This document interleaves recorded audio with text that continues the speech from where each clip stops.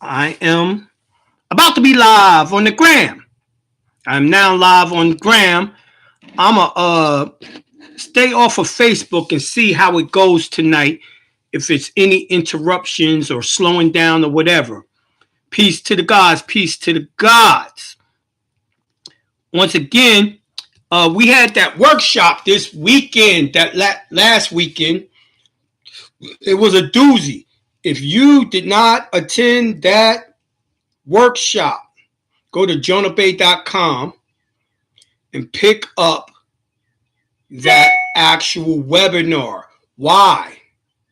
Because it's the one that gets them out of your pocket. It stops them from taxing your pay. It also shows you how to get the EIN for the trust in your straw man's name so you could start doing business as a trust instead of doing it as a 14th Amendment citizen. It shows you all of that in a quick, easy, simple way to do it. So you want to definitely pick up that webinar at jonahbay.com. And we be teaching private classes in the private build. If you want to get down with the private build, send an email to jonahbay@gmail.com. jonahbay@gmail.com. Do not send me an email for any other reason. If you ask me a question, you're not going to get answered. I'm going to ignore it. Why the fuck should I be working for y'all for free answering emails when I do a show Monday right now and Wednesday for y'all to ask y'all's questions? That's the only time you got to ask questions. If you want questions answered any other time, you're going to have to buy a consultation. Right now, it's time to get your questions answered for free. Then I'm on the private builds, which is Sunday and Tuesday. I'm answering questions there too. I'm not going to answer questions when you want me to. It don't work that fucking way. All right? Now, what was it? I think it was last Wednesday's show. I went into the code, which is an application for notes and collateral required. If you want to hear what I had to say about that, you want to go listen to last Wednesday's show. Today, I'm going to pick up in the same code 12, USC 412, but I'm going to skip to one of the blue laws, which is 12 USC 342. Give me a second. I will put it in the chat so y'all can read along with me. This is banking, y'all. If y'all want to discharge any and everything, y'all are going to have to learn banking. And this is what I'm teaching you, the actual laws to banking. Not what you believe, not people's opinions. They actually got laws that tells you what to do, which will be coming up soon. Soon, I'm going to be doing another webinar. It's going to make it where you're going to collect every dime that the IRS ever took from you from when you started working, because taxes was illegal. You're going to get your money back. That webinar is coming soon. Then the next webinar I'm going to do is to show y'all all the laws, the IRS manuals, that's going to show you how to discharge everything. Yeah. It's a real thing. It actually exists. The laws actually exist, but y'all can't comprehend it and don't know what y'all doing. Y'all are terrible bankers. Now you're going to have to learn how to be the banker the real way. There is no greater place to learn how to do banking the correct way than the IRS and the IRS manuals. But y'all were too lazy to go do it. So now you're Jonah Bay. Your boy Jonah Bay got to show you. That's the last webinar I'm going to do in the summer. Right? But you need to have did the first webinar. which was the one I did last weekend. You need the second webinar and the third webinar to be able to do that third webinar that's going to show you how to discharge everything, right?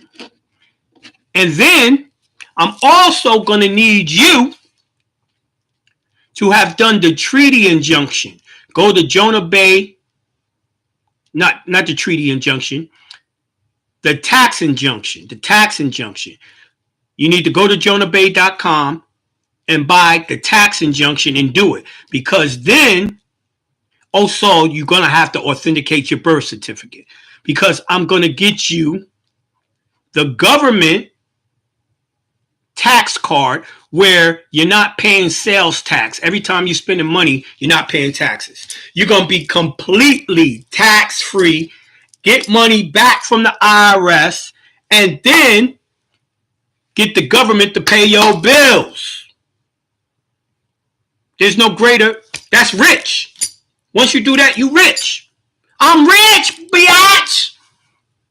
So y'all got to make sure y'all on these next two webinars. One has already been put out, but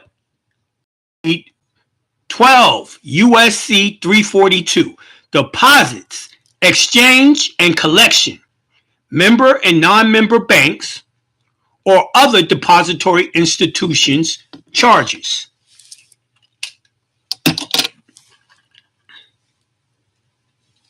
All right. Any Federal Reserve Bank may receive from any of its member banks or other depository institutions, and from the United States, deposits of current funds and lawful money. National banknotes. Let me stop right there. Lawful money is any money that the United States Treasury created.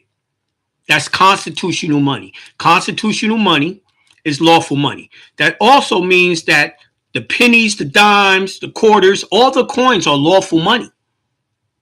Y'all always running around saying there is no lawful money. Yo, when y'all get a check for income taxes, that's lawful money. Y'all convert it into Federal Reserve notes, but y'all receive lawful money. You don't have to believe me. You can literally Google lawful money and it will tell you what lawful money is, right? Lawful money is what the Constitution gave permission for Congress to create. They did not give Congress permission to hire the IRS or the Federal Reserve Bank. That wasn't lawful. Anyway, every company you have done an application with is a depository bank. You don't have to believe me. I want you to Google depository bank. Yeah, because they take that application, which is the security. They get you to sign a promissory note as collateral, and then they receive the funds from the Treasury. Literally, that's how it works. 100%. The promissory note is not money. It's collateral. It's your promise to pay them the money that they received, because they want you to believe you got a loan from them when you didn't. It was the application that brought the loan money in. The application is the security. So when it says other depository institutions, it's talking about everyone you ever did an application with. But let me go on. Deposits of current funds and lawful money, national bank notes, Federal Reserve notes, or checks and drafts payable upon presentation or other items, and also for collection, maturing notes and bills, or solely for the purpose of exchange or of collection, may receive from other Federal Reserve banks deposits of current funds and lawful money. National bank notes or checks upon the other Federal Reserve banks and checks and drafts payable upon presentation within its district, or other items, and maturing notes and bills payable within its district, or solely for the purpose of exchange or collection, may receive from any non-member bank or trust company or other depository institution deposits of current funds and lawful money. Yeah. So they give up your application and they receive a check from the Treasury, or they receive electronic funds transfer from the Treasury. That's lawful money. That's what this law is talking about. This is real banking, baby. But let me go on.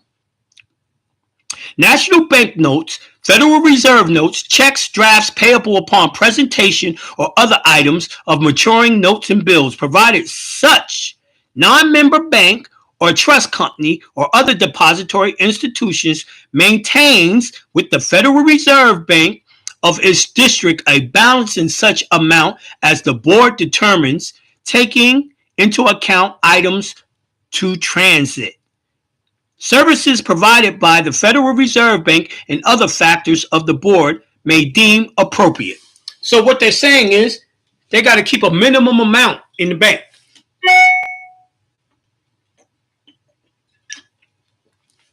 Got on all blue and drinking blue water bottle. You know what I mean? They're telling you they got to have depository insurance. That's called the FDIC insurance. Let me go on.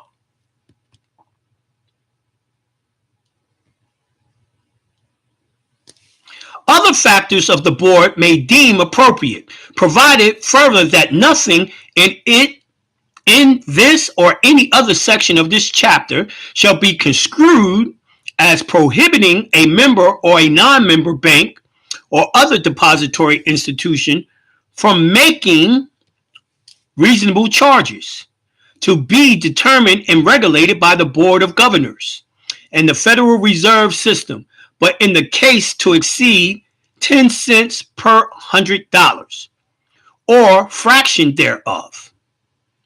See, I told you, they got to keep 10% of the money that they have coming in. The rest, they can put it on the stock market and invest to make their money. A lot of y'all believe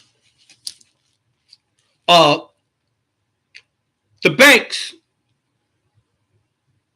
gets to keep your money when you give them a security. They don't get to keep your money. I told you, all people that take an application is a depository bank. They are depository banks because this is what happens. You give them the application, they trick you into signing a promissory note. They go get the money from the federal, the Treasury. They have to make a bank account for you. They all make bank accounts for you. They don't call it a bank account. You know what they call it? Account. They just call it an account. Y'all have accounts with an account number. The account number, look on the bottom of y'all's bills. It's a damn bank account number. That bank account is called an individual master file. An individual master file. Now, they can't spend the money in that. They can't touch it. They get to play with 90%. 10% they can't touch, right? So what do? In the promissory note, it says if you don't make your payments, they get to keep the collateral. Now, they make you believe they're after the house or they're after the car, right? Because you believe that's the collateral. Nah, the house and the car, not the collateral. The actual collateral was the application. The application which got the money. The account. The individual master file is the collateral, right? So they want that money in that account. So they take you to court. They say they're going to pick up the car. They're going to foreclose on the house.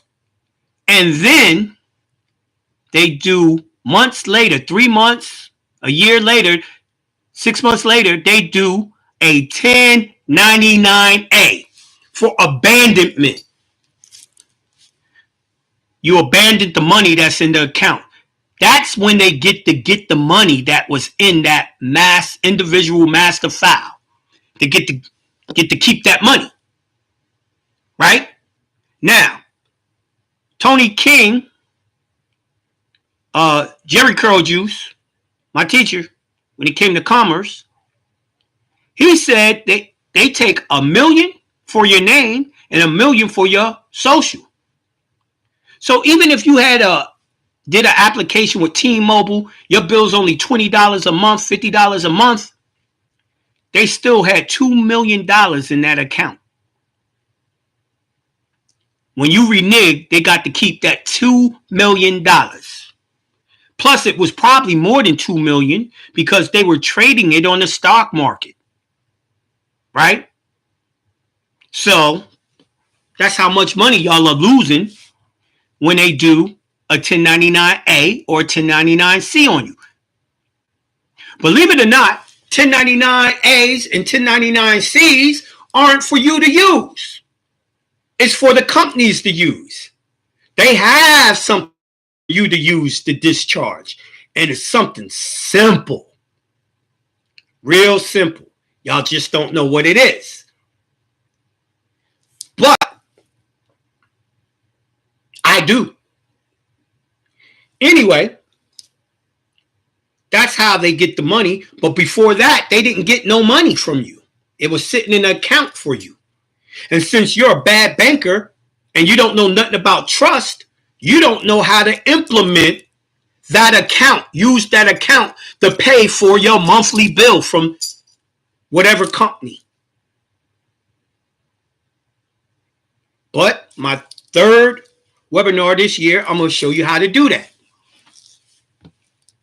All the rest of these people are conning y'all. They don't know how to do it. They never tell you the law. They never show you how to do it by the law, so they don't know what the fuck to do. Jonah Bay is going to show you the actual laws to make sure you know that's what it was doing. And when I show you, you're going to be like, oh, damn. It's crazy. But anyway, that's how the banks get paid. But let me go on. Last sentence. For collection or payments of checks and drafts, the remission thereof by exchange or otherwise, but no such charges shall be made against the Federal Reserve banks. Now, I already showed you in my discharge injunction. The Federal Reserve has to pay your bills. It's their obligation. Right? The problem is they have been paying your bills. Every last bill they've paid. You just don't know what's going on. You don't know how to do banking. You don't know how to do accounting. You don't know how to be a trustee. That's been the issue. Your education has been the issue. And the Treasury has the information all over the internet in front of y'all. No disrespect. A lot of y'all just ain't intelligent enough to see it. No disrespect.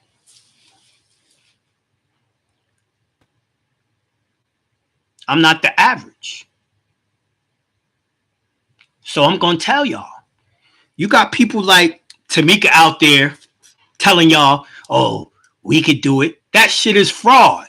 I'm going to show y'all something. I'm not going to show you. I'm just going to tell you. I'm going to tell you.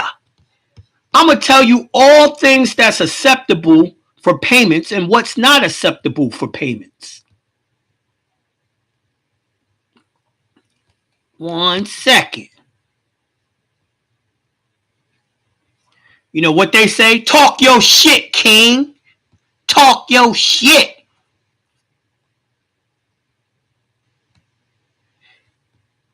All right. What's acceptable for payments is a personal check, a money order, a cashier's check, cash, a business check, a certified check, a voucher check, a treasury check, a draft check. That's from the post office. You know, their money orders is called a draft check. Gold coins, but it could only be US currency, and traveler's checks. That's the only thing that's acceptable for payments. Did y'all know that? Now, I'm not giving you my opinion. I'm actually reading the law. I just didn't tell you what the law is. I'll tell you that in that third webinar I'm doing this year. All right? Then I'm going to tell you what unacceptable payments are. It says gold, silver, jewelry, stamps. How many of the people are telling y'all to put stamps on the money orders or the instruments that y'all making, sign through it, and sign the back? Tamika tell you that bullshit. A lot of people tell you that bullshit. If you put that on any instrument, you just made sure that it was unacceptable. They're not going to take it. What's the next ones? It says saving bonds, treasury notes, treasury bills, stocks, treasury certificates of deposits, promissory notes. I keep on telling y'all promissory notes aren't money. It's an unacceptable payment. You know how many of y'all are trying to do promissory notes to pay shit off? And they tell you, oh, I got remedy. Lies. The actual law says they ain't accepting that shit as a payment. So that's a lie.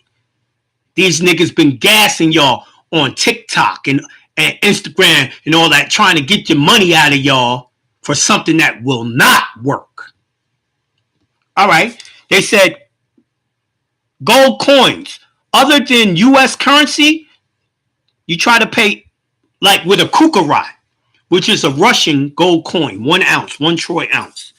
You try to pay a bill with a gold kukarat, it will not work. It's an unacceptable payment. All right? Deposit slips or withdrawal slips, credit card, debit card, gift card, tickets to events, lottery tickets, etc., not acceptable. Obviously, fake money, such as monopoly money, oversized $1 billion bill, currency copied with animals and other unusual items printed on the bill, etc. Expired or state dated checks, expired passports, or a passport that's not expired. All that's just unacceptable payments to these companies. I'm sure the process you've been learning to discharge used one of those instruments that's unacceptable. Someone asked me, do you recommend using a security transfer agent? I'm not going to tell you. I'm going to show you the law. It's coming with my third webinar. I'm not telling you nothing right now. It's things you have to learn. Believe it or not, I've already started teaching y'all the laws. But in the webinar, I'm going to show you how to with the proof and all of that with their laws. But I'm not going to answer that question now. Now, if I already told you, everyone you did an application with is a depository bank. You're going to have to do business with the depository banks. That's your answer for that question. All right. So I've been teaching a little while. Let me open up the call line and start taking some questions. First, let me see what's going on on YouTube. They ain't saying too much on YouTube. All right, let me open up the call line. I only got 2 callers. It's gonna be a short show then. I don't give a fuck. 650-323. Peace to the God. Peace.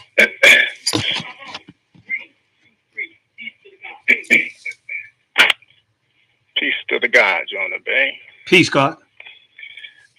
I'm doing wonderful, magnificent, and great. I know you are too. Yes, I am. So I was on Someone said they wanted to call in. workshop. What's the number? Hold on 1 second, bro. The call-in number is 516-418-5649. One more time. 516-418-5649. The third time. 516-418-5649. I'm gonna put it in the chat on Instagram so y'all know what the calling number is.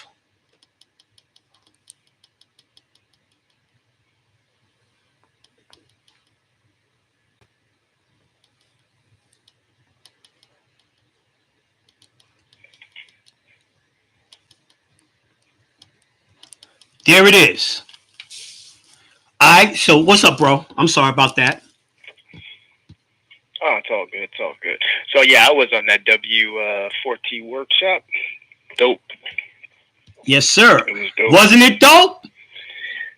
And yeah, but a lot of people didn't come. We only had a little under 80, 90 people. So it's mad people that need the information, but they don't even fucking know it. Mm-hmm. Yep. Well, they know where to find it now, though. Go to your website. Exactly. You pick it up. So I do have I got a situation, though, because I am unable to get that 99 number. How? Because before I got hooked onto you, I was following your boy, Yusef. Yeah. So you already got an EIN in that name? 86, yeah. 86, or okay. 98, I think it is, yeah. Okay. You're going to use that number, that 98 number that you already have, and use everything else in this in the webinar. Is it the exact same name as your straw man's name? Right. Yes. Yeah. Use that number. Do everything else I told you to do. Use that number. They only give you one number. They only give you one EIN to your straw man's name. See, what y'all don't understand is they've been telling y'all your whole life how to operate, but y'all ain't smart enough to catch it. They say start a business and do business in your business name. You never realize the business name that you're going to be doing business with is the very name that you have. Right? Now, you could have turned your straw man's name into an LLC, or you could have turned it into a trust like I showed you. You see? And you start doing business that way because now you're operating a business that you set up and you control. Right? You're not using the social but to get benefits. You're letting that straw man basically be dormant. You're going to have to operate on the private side and the public side. The straw man is the public side, it's the corporate side, and it's meant to get you money. It's meant to discharge stuff and all of that. You know what I mean? And I'm going to show you how. So that's what you want to do. You got the number already. Just do everything else that was taught in that workshop. Right. So I guess the question is, so I think when did the process and got the 98 for that, that it was clicked on trust and not revocable. Does that make a difference? No. Remember, in that webinar, that workshop, I said you had to not see. You can go back and get a 98 number, right, as your Moorish name.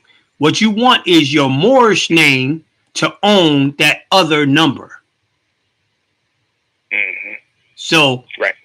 Just do it that way. It doesn't matter. Now, I could tell you what the problem is going to be. You said you got another number in the straw man's name, and it's a 98 number?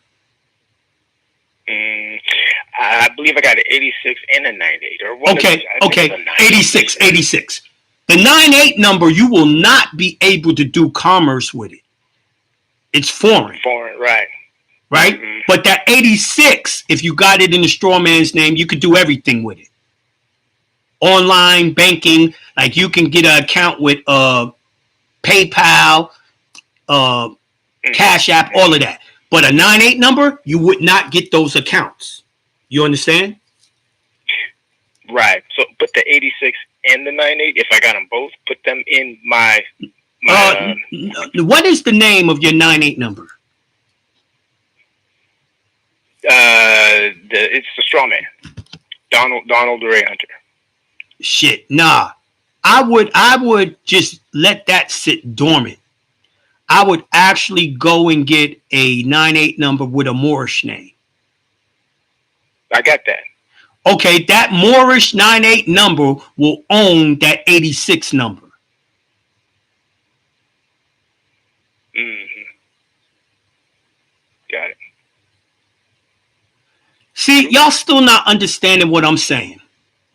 Someone just asked, can you use an 83 number like an 86 number? It has nothing to do with the EIN. The only EIN that is special is a 98 number. I don't give a fuck what other EINs you got. If it's in the name of your straw man, you would use it the same as I just taught you in the workshop. Stop asking me dumbass questions. Y'all still not comprehending. And it said, is that the estate number? No. No, it's not an estate number. You can't use the estate. How many times I got to tell y'all the estate is a bankruptcy number? That means it's only active 7 years. Why the fuck would you build up that business, build up credit and all that, and after 7 years, you won't be able to use it no more?